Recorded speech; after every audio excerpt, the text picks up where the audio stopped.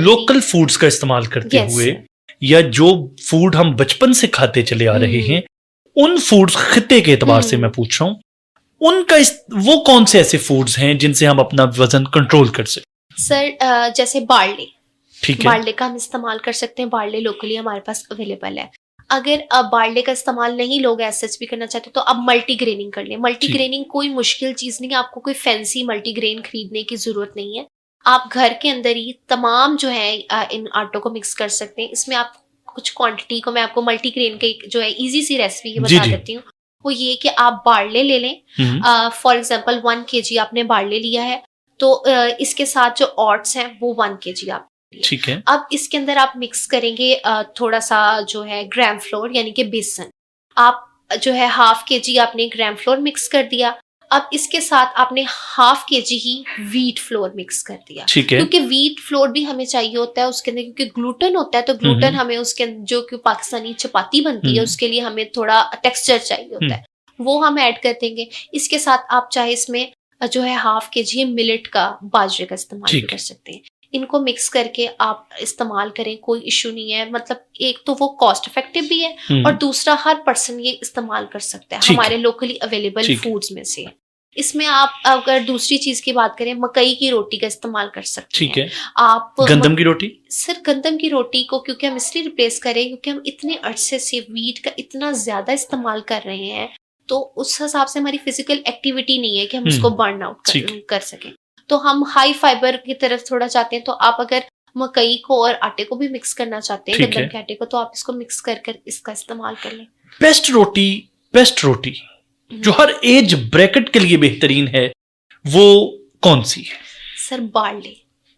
इसको जरा स्लीस करते हैं। सर जौ जो है उसके अंदर एक तो फाइबर कंटेंट बहुत अच्छे हैं, दूसरे इसके अंदर बहुत सारे न्यूट्रिएंट ऐसे हैं, यानी कि आयरन का कंटेंट इसमें बहुत अच्छा है, जो कि हमारी फीमेल्स में आयरन की डेफिशिएंसी बहुत ज्यादा है। ठीक है।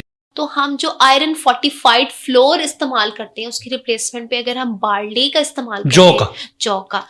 दूसरा सर इस चीज की बहस को अगर हम खत्म भी कर लेते हैं, सुन्नत में भी बार्ले की रोटी का इस्तेमाल, जी जौ की रोटी, फ्लोर का कहीं भी इस्तेमाल नहीं हो रहा। तो यानी ये मिस शेजा जो हैं वो अपनी एक्सपर्ट ओपिनियन ये दे रही हैं कि गंदम की रोटी को जौ की रोटी के साथ आप रिप्लेस कर दें तो ये हमारे लिए बेहतरीन है। यस, ठीक है। और कौन कौन सी डाइट जो हम अपने बजट के अंदर रहते हुए एक एवरेज इनकम वाला बंदा, अगर प्रोटीन की बात करें, जैसे आपका भी पहले सवाल था कि डेली अगर प्रोटीन इंटेक करेंगे तो ये हर पर्सन नहीं अफोर्ड कर सकता।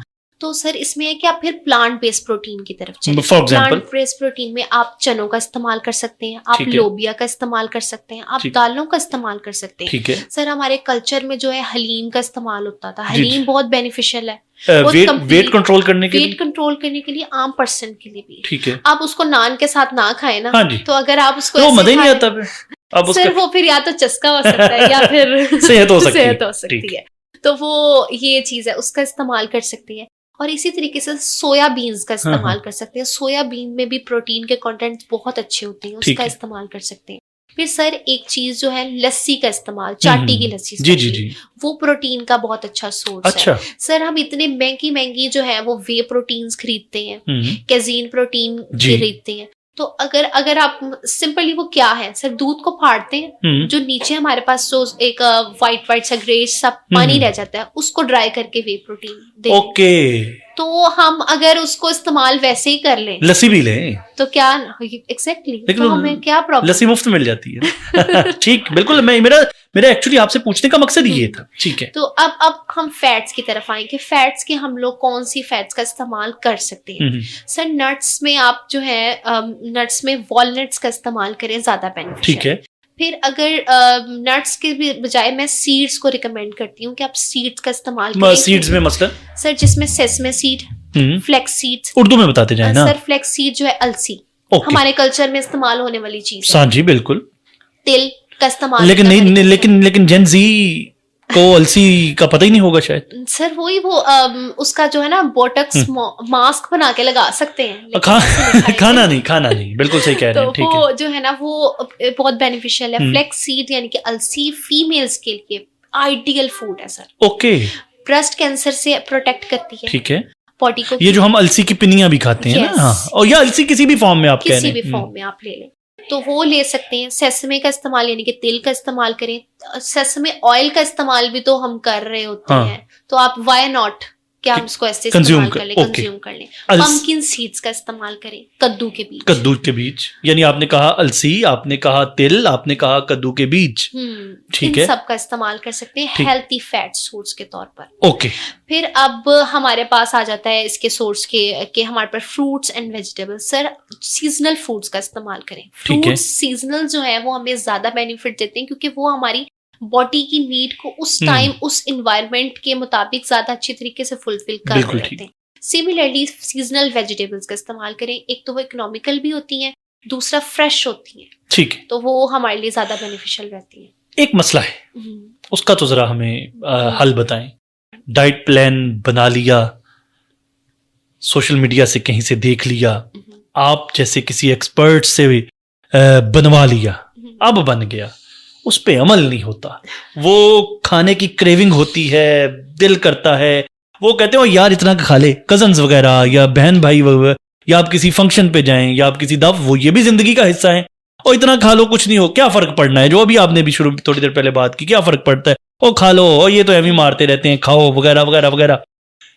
उस पे काबू कैसे पाया जाए? सर हर चीज आप खा सकते हैं लेकिन पोर्शन में रहकर, अपनी बॉडी के नीड के मुताबिक। लेकिन आप पोर्शन बताते हुए भी तो ज्यादती करते हैं ना, जब आप कहते हैं कि 2 चम्मच खाएं, ये पोर्शन है, तो ये मतलब फिर यहाँ पे थोड़ी सी उम्मीद टूटती है। सर होता ये कि हम खाते हैं मीठा जब हमें काफी ज्यादा भूख होती है। हाँ जी। खाएंगे मीठा ऐसे कि उसके पहले आपने मील लिया हुआ है, आपने कोई सैलेड का बॉल लिया, फिर ऑटोमेटिकली आपके पास भूख थोड़ी होगी तो आप थोड़ा खाएंगे।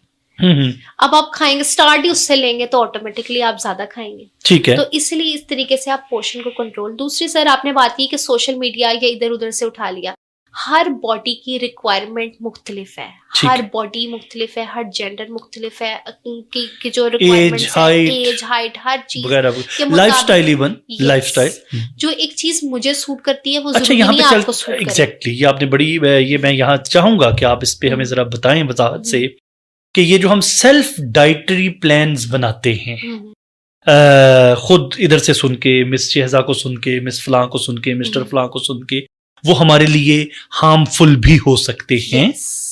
अच्छा सर, हर फूड हेल्थी है अनलेस हम उसको एक्सेस ना कर लें या फिर उसको बहुत ज्यादा कम अमाउंट में ना कर लें। तो ऑटोमेटिकली एक्सेस या डेफिशिएंसी हम जब किसी भी चीज की डालते हैं तो वो हमारी बॉडी पे भी नजर आती है।